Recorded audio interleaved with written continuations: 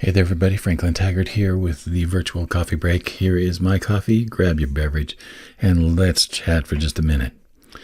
The thing that I am thinking about today is called fishing in the wrong pond. And what that is all about is that I know a lot of folks who are professional service providers, coaches, consultants, counselors, therapists, etc., etc., etc., and they really have a difficult time finding the clients that they want to work with. And they end up gravitating to groups of people that have other coaches, other therapists, other professionals like them, and they end up then offering services to people like themselves, and they find that those fields are very competitive, they're very crowded, and they're very noisy.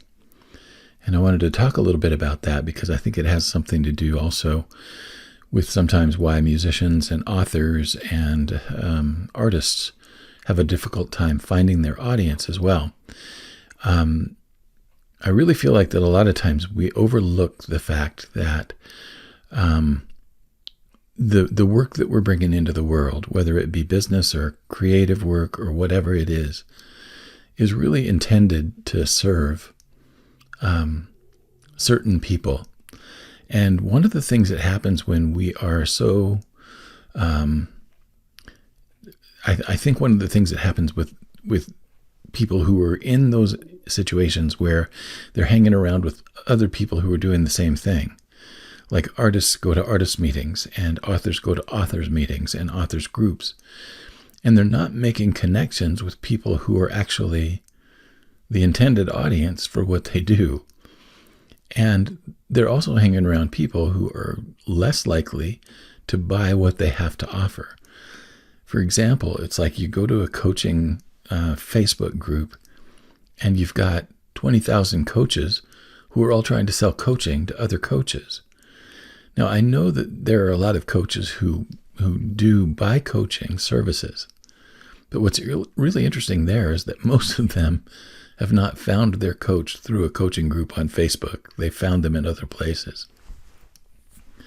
And so the thing that I wanted to talk about is that, yes, it is important to have peer relationships, and yes, it is important to have those groups of people that understand what it's like to be in your profession.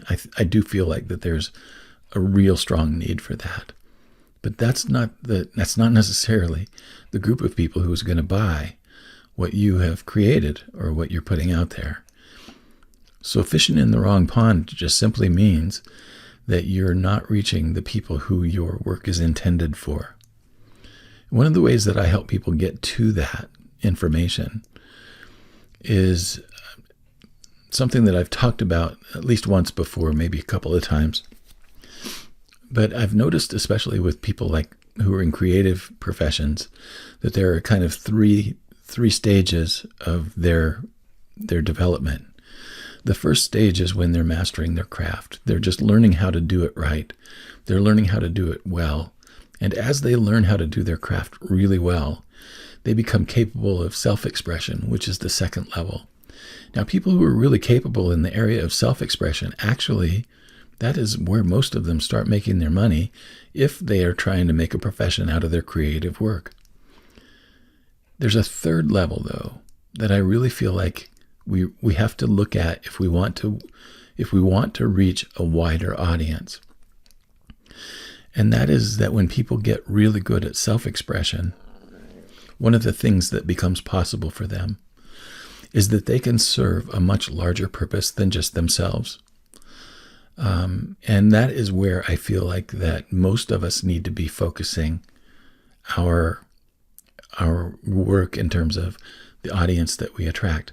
What is the bigger purpose of the work, right? And so if you're an artist, we're going beyond self-expression, and self-expression becomes a conduit to serve something on a larger scale. I've talked about Robert Weiland before. He's an artist that I look at as an exemplary figure in this way.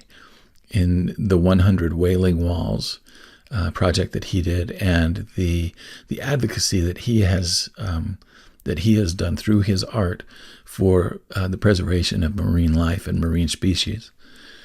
I think Robert Weiland is he's at the upper echelon of what I'm talking about. But I can think about it on smaller scales too. I can think about people that I know.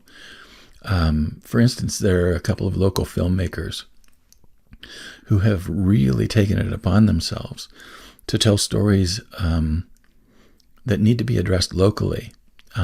Sherry Dew and Mona Mazur here in Colorado, they just released a film in the past year.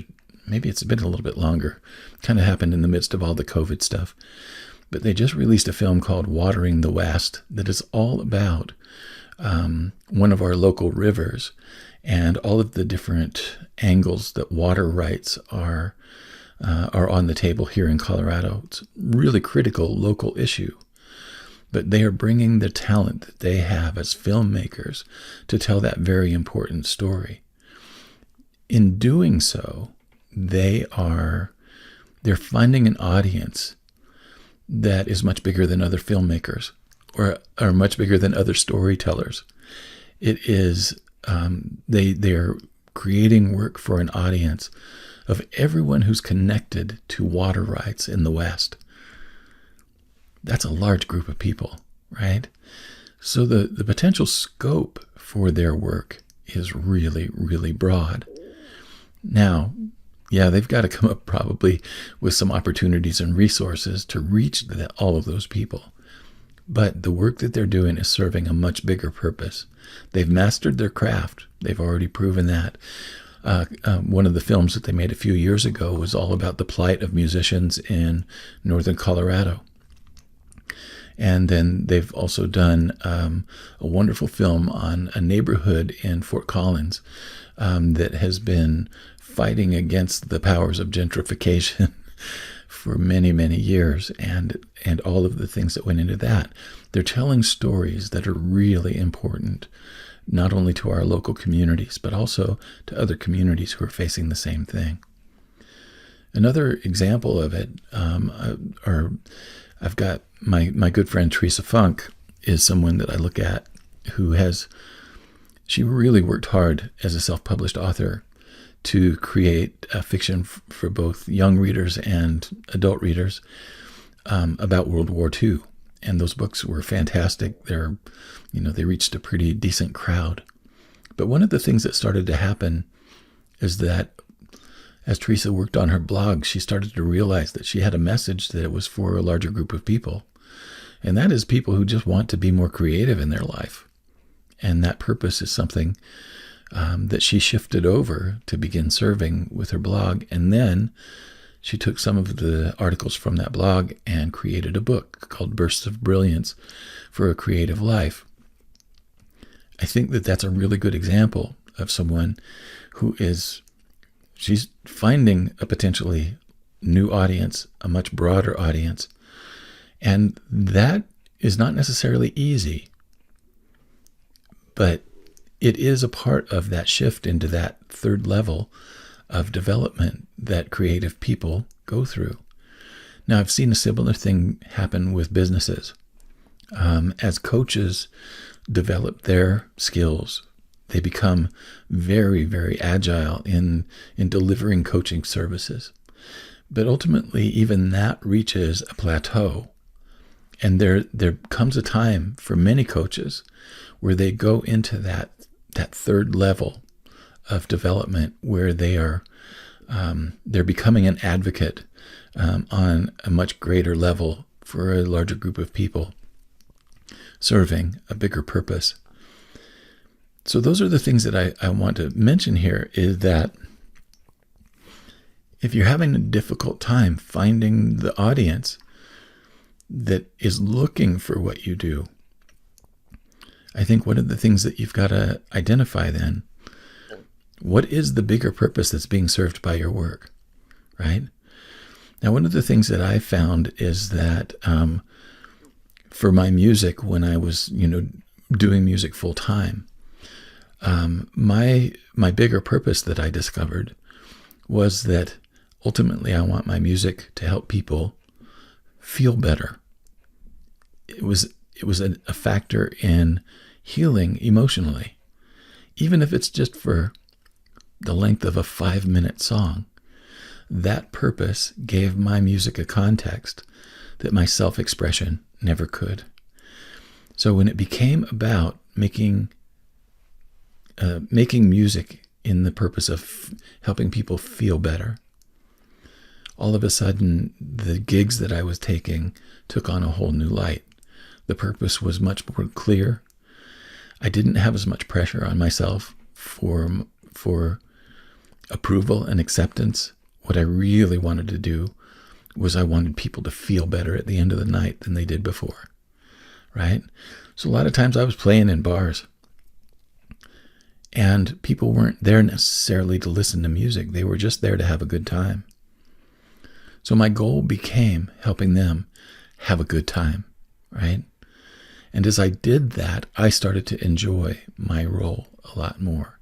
And I started to have a lot more resonant experiences with people in the crowd. And I started to have a greater sense that my music was serving a bigger purpose than just sharing my point of view with the world. Still important, but as it became a bigger purpose, all of a sudden, opportunities started to happen that were more satisfactory to me, right? So those are my thoughts for today. I hope these coffee breaks are helpful to you, and I hope that you'll go out and buy Teresa's book, Bursts of Brilliance for a Creative Life. I'll put a link in the description for you. I think I've mentioned it before as well. But remember that wherever you are in your stages of development, you just have to be there for a while. But we're always growing, we're always learning, we're always coming into new opportunities for expansion. And as long as we're taking them, life is full. Have a good whatever it is where you are, and I will look forward to being back with you tomorrow. I don't have a long episode planned for tomorrow, but I do think that I will be sharing some insights about some relationship lessons, business relationship lessons that I've learned along the way that you might find very interesting. So I'll be back again tomorrow. It will be a coffee break, but it may be a little bit longer coffee break. Be ready. Have your juice ready to go. We'll talk to you then. So long.